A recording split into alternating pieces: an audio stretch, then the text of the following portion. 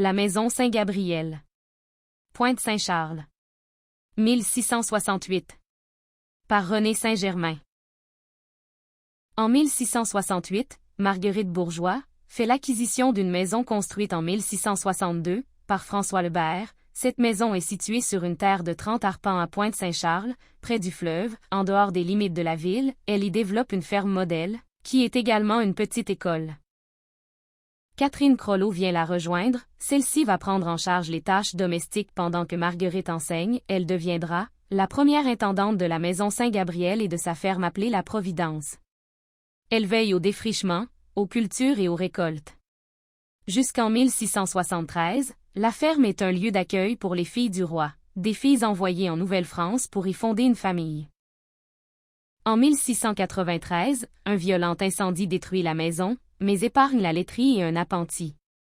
En 1698, on reconstruit la maison sur ses fondations et sur une partie des murs de l'annexe, épargnée par le feu.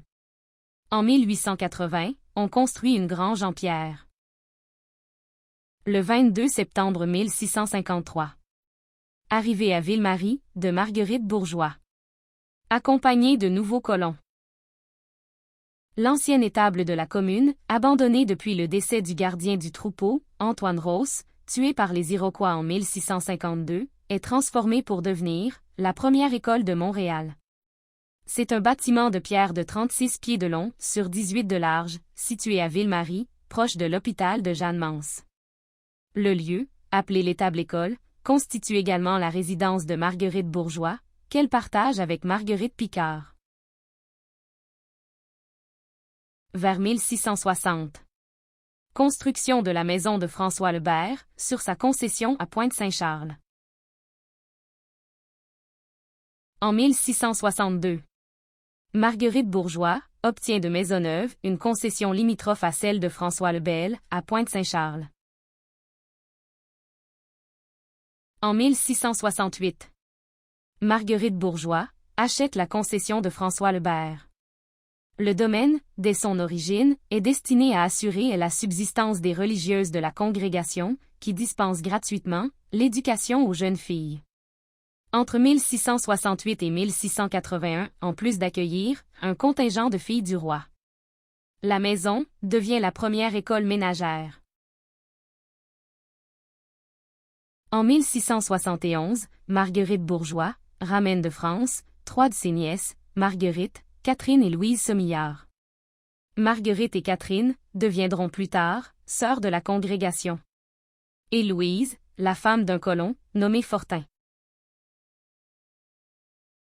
La première chapelle de Bon Secours, de Marguerite Bourgeois, fut construite en bois, puis en 1678, reconstruite en pierre. Vers 1678, Marguerite Bourgeois établit une mission au village amérindien du Mont-Royal. Les sœurs enseignent dans des cabanes d'écorce, puis habiteront après 1685 dans les tours du fort de la Montagne. En 1693. La maison est détruite par un incendie. Seules les fondations et la laiterie sont épargnées. En 1698. La maison est reconstruite par Pierre Couturier, Gilbert Maillet et Jean Deslandes. Carte de Montréal, vers 1698.